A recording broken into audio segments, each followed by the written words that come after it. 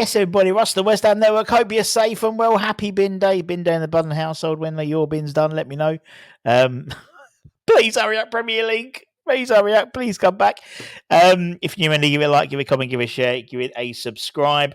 This morning, I gave you my thoughts about the 26-27 season, and could it be a banner year for the Hammers in terms of commercial sponsorship opportunities, and also at lunchtime, we spoke about maybe TV coverage actually helping the Hammers for once in terms of rearranged fixtures for December and a nice gap between games, which could prove crucial in a very, very, very busy December. But it's Hammers Headlines in association with the KUMB.com boys. Don't forget to check out the Yoshi Benayoun interview.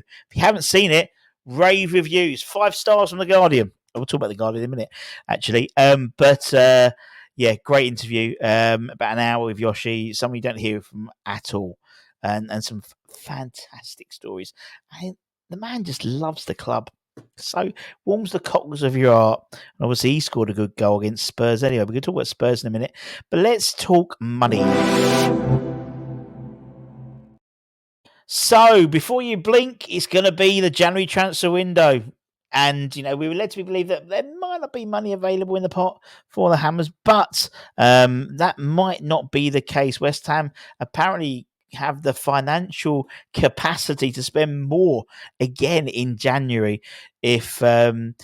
Steiner and Mr. Julian Lopetegui think they need resources and further reinforcements. Obviously we're looking at potentially, there's still a question mark over Nicholas Fulkrug, and we'll talk about that in terms of his injury and whether he needs operation. We don't quite know what's going to happen there, but apparently that's the view of both football financial experts Kieran Maguire and Sean Wheatston, who have been discussing the club's financial positions this week. According to Sean in Claret and Hugh, he said the club is expected to make a record profit of £365 million turnover for last season. That's £1 million every day on average, with the accounts set to be published before the end of the year. Part of the reason is obviously the sale of Declan Rice, obviously a top 10 Premier League finish, running the Europa League as well, has boosted the coffers handsomely. And as a result, the club isn't likely to be close at all to breaching PSR rules,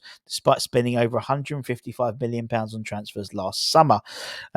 Meanwhile, in the aftermath of the Man City's case against the Premier League, the club is also unaffected by that outcome as well, due to them we have no outstanding directors' debts being owed to the club's top brass at all. So in a very, very financially healthy position. Kieran Maguire was he was quoted in an interview recently saying, "I suspect West Ham will be recording a record turnover.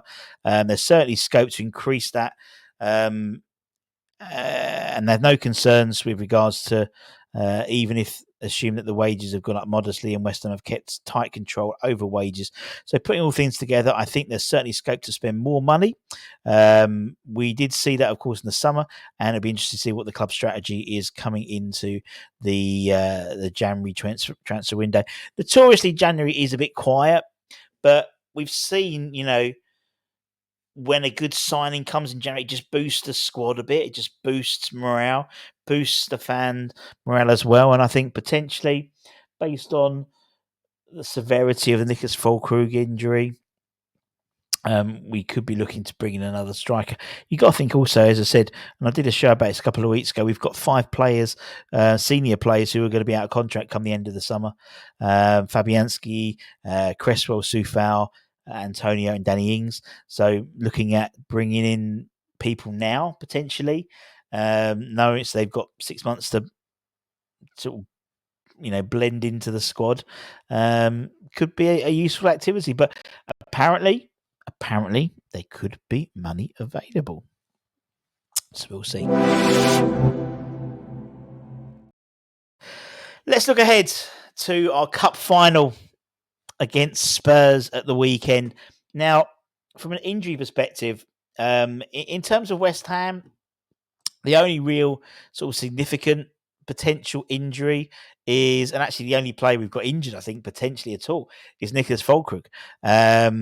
Touch wood, everyone comes back from international duty okay, but there was a belief that a return date for the 19th of October, being the Spurs game, would be a likely return date for him. Recovering, obviously, he was injured during international duties back in September, and hasn't been obviously featured since.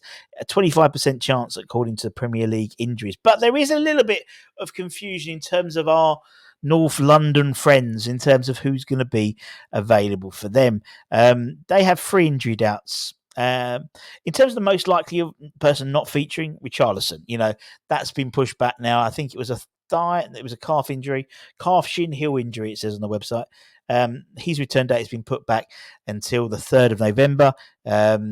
He was quoted, they were quoted back in September saying he was a fair way off in terms of any recovery. He wasn't training with the first team, so Richarlison is unlikely to play. Wilson Odobert as well. He has a return date. Well, he's currently status is ruled out, according to the Premier Injuries website, for the game against West Ham, but you never know, particularly with Spurs. The main one I think is the most interesting is Son. Heung-min Son, 32-year-old South Korean. 32. He's 32. Wow.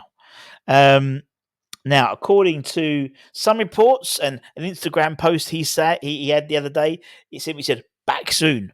What the fuck does that mean? But according to Premier League injuries, he's been ruled out, saying he's unlikely. He's pushing hard, but the turnaround might be too quick for him to be available at this stage. We shall see. Obviously, Spurs without arguably their 2 strikers could be obviously they've still got Timo Werner, haven't they, as well? So is he still there? Yeah, I think so. So, but he can't hit, but he'll score, won't he? Typically, I've just said that now. But it's going to be interesting to see what happens in terms of that. And I'm sure we'll have, tomorrow we'll have the Julian Lopetegui press conference. And then we'll also be looking at the Ange Postecoglou press conference as well to see if there's any information there. Very unlikely that they'd say, yeah, he's back. He's there, because there's opportunity to pull a fast one on West Ham. Same with West Ham and Nicholas Fulkrug, in all honesty. But there is, as I said, Nicholas is the only injured out at the moment, I think. Obviously, players returning back from international duties and stuff like that. Always difficult in terms of assessing fitness and stuff like that. But, like I said, Bowen weren't. Obviously didn't go. Obviously, Kudus hasn't had a good time, has he? Africa Cup of Nations. Obviously, in terms of qualifying, very unlikely, highly unlikely that Ghana will be qualifying for the AFCONs at all next season, which could bump his price up maybe in terms of being available for the Premier League all through next season, without having to go to the AFCONs during the season. So I think they're 3rd. I think Sudan and somebody else, and they're sort of. Yeah, no chance at all. Not a great outing for him, but I mean, in terms of someone like Mavropanos, had a great time for Greece this season, this sort of window as well. So these couple of games played very well for England against England as well. So we'll see. But there was also a very good international time for one of our academy players. And that's this man, my boy. I've been backing this boy for 2 years, about 18 months, I think. Edris Beck, England's number 12. He has had a fantastic week. Lewis Orford's had a great week as well, obviously captaining and scoring for the under-19s. A couple of good wins for them. Finn Herrick played for the under-19s as well. But Edris Beck has continued his goal-scoring form he's had for West Ham into the international realm now, netting his first international goal for England under-18s in a 3-1 win over Ukraine under-19s in Marbella. The 16-year-old centre-back has already scored 3 times for for West Ham under-18s this year. He made his debut for the Young Lions in a 1-1 draw last month. He's previously represented Lithuania in under-16 level, but he switched his allegiance to England and was called up to the 18s in September. He is, as the boys say, a baller. He is a baller. He was actually joined in camp with West Ham teammate Amika Adieli, who's had a fantastic couple of games for the under-21s recently, and he earned his first England call-up and debuted in their 2-0 semi-final defeat by Sweden last Friday. But what is also great for Edris Beck is The Guardian. The Guardian have released their next generation next generation. 20 of the best talents at Premier League clubs. They've been doing it since 2000 and they've been doing it for a long time. People like Lewis Orford, Caelan Casey, they've all appeared on there. And this year, Edris is in it. Edris has been picked as one of the top 20 young players in terms of a future ahead of them, which is a fantastic way to wrap off a brilliant week for Edris. And as I said, keep an eye on this player. He is a baller. He's a ball playing centre half, and he's good. He is good. 16, but he's already playing under 19s. And he has, I think he's actually played a couple of under 21 games as well this season as well, because of everyone going on loan and whatnot. Keep an eye on him. There's a big future for Edris, that's for sure.